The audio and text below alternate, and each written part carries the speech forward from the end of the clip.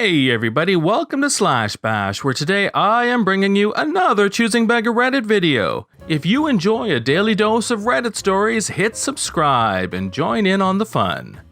In our first story, a Choosing Beggar couple break into our OP's backyard twice. Let's jump right in. Sorry this is so long. It's a story that involves a Choosing Beggar couple with an incident involving them individually a week apart. It was mid-morning and I had just woken up to start getting ready for work, got my cup of tea and booted up the Xbox so I can listen to r/ as I took my sweet time waking up. I was halfway through my first cuppa when I started hearing an odd grunting coming from my backyard. I quickly rolled up my blinds, one of my bedroom windows faces my backyard, to see a random guy trying to pry the lock off the garage door. Instantly, I called the police, telling them that someone was attempting to break into my garage. A few minutes later, the cops arrived and approached the man as he was still trying to get into my garage.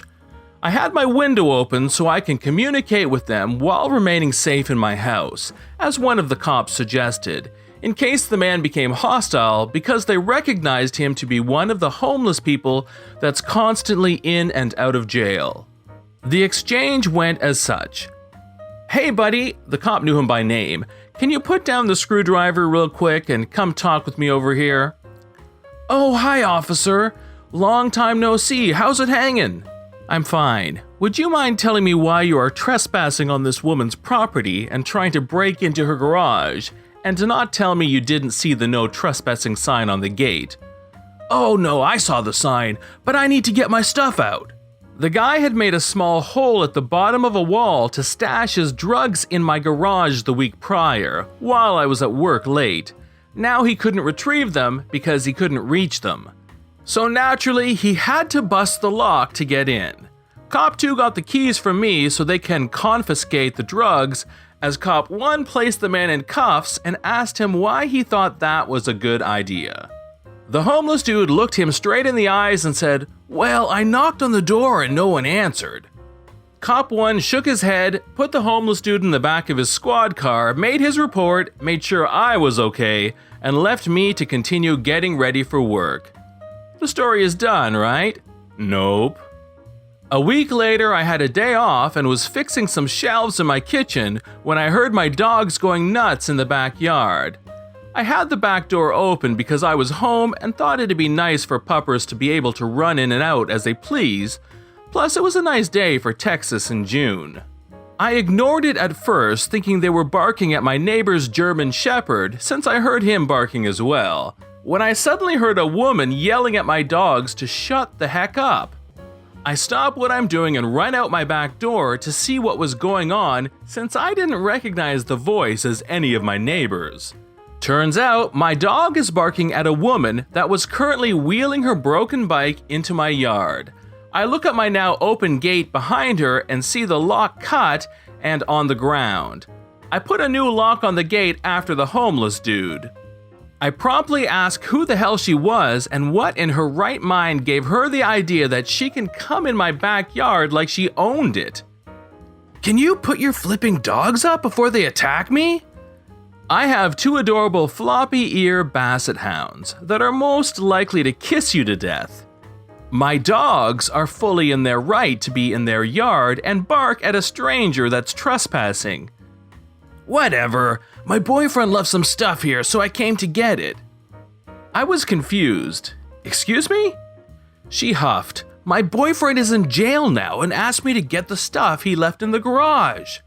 It dawned on me. She was homeless dude's girlfriend. Clearly when he spoke with her, he forgot that the cops had already removed whatever he had stashed when they arrested him.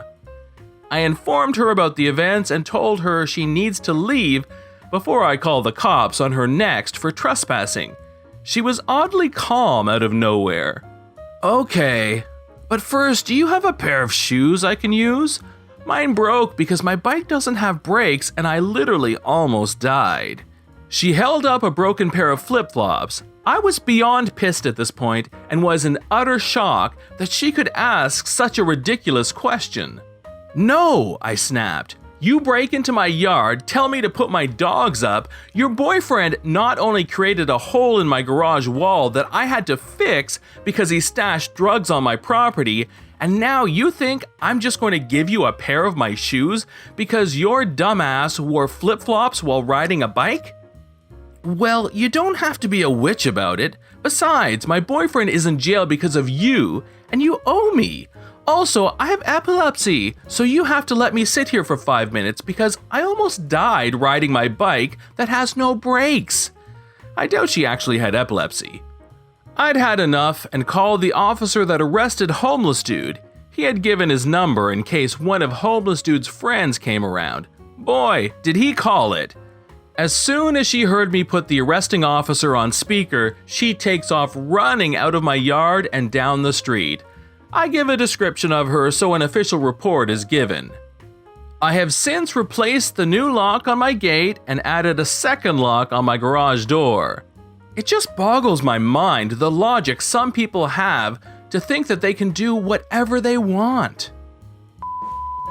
In story number 2, we have a choosing beggar who needs a Mercedes to take her to the shops. A bit of background, I work in an office call center for a mid-sized local taxi firm. The job is answering phone calls for bookings and answering the emails sent to the customer service. It's a fairly good business, and the cars used there are the Prius for the standard service, 8-seater minibus, and Mercedes cars for the executive service, usually used for big corporate clients. Anyway, at the beginning of lockdown, when I wasn't on furlough, there was an email sent through from a woman and the title was, "No reply to my previous email." Anyway, I thought this was someone complaining about service and was wondering why nobody had answered her before, thinking it was probably a mistake. Nope. As soon as I opened it up, I saw that she was demanding that we upgrade her to her Mercedes for the trouble she had been through, and I found her previous emails. Sometimes we upgrade people if they have had a problem with the previous driver, or the journey broke down, or whatever. It's to keep customers happy if service hasn't been great before. It turns out that she was a hard-up single mom needing a free or heavily discounted ride to the shop that is about 5 miles away. She said that this was because she couldn't get a delivery slot and also couldn't take her kids on the bus. However, she obviously was not short of money, as the shop that she chose to go to was a reasonably expensive supermarket, Waitrose, instead of the 3 cheaper shops that were in between there and her house, Aldi, Asda, and Tesco. My boss, being a bit of a softie, had given her a heavy discount, so she ended up paying around the same price as the bus fare would have cost, when it would usually have been around 5 times that, say £3 for a 15-pound journey.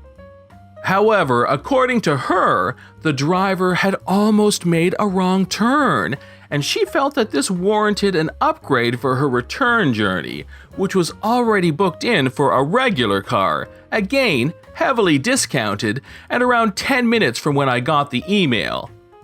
I emailed her back and said that this would not be possible.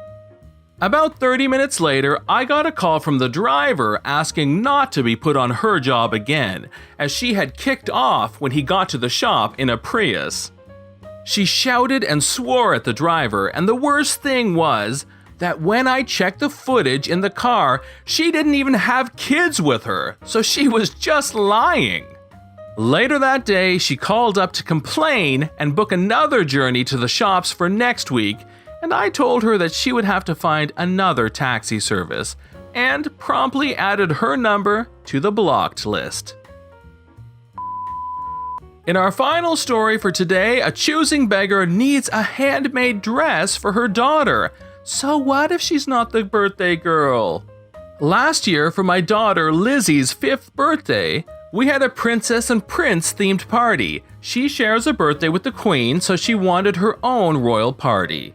Lizzie was in reception in school, so didn't have a gang of close friends, so we invited her class and then some family. It was going to be a basic party in the back garden, bouncy castle and some party food, nothing too big. My daughter's best friend is Gina. They'd been in nursery together and are now in the same class. Gina's mom has her own cake business and offered to make a cake and a load of cupcakes for the food table. I asked her to let me pay her as I felt bad, and she refused, so we came to a compromise. I was making Lizzie a princess dress for her party. I offered to make Gina a similar one. As the days went by, Lizzie and Gina wanted their dresses to be more and more alike. My sister-in-law, Karen, came over a week before the party and she noticed the two dresses hanging up. Karen asked what they were for, and I explained I made them for Lizzie and Gina. She started getting upset, demanding I make her one because her daughter is the birthday girl's cousin. She should be the matching one. I should make her one as well. The bouncy castle was coming a few hours before the party started and wouldn't be picked up until the evening, so I'd offered for a couple of kids to stay the night, including Karen's daughter. The day of the party, she was so moody and pouting, so much so that my husband told her to sort her face out or to go. He normally just ignores her as he grew up with her, and so he knows what she's like. This has been John from Slash Bash. Thanks for watching! If you've enjoyed the video and want to see more of them, then please hit that subscribe button. We'd love for you to drop a like, share it with your friends, and we will see you in the next one.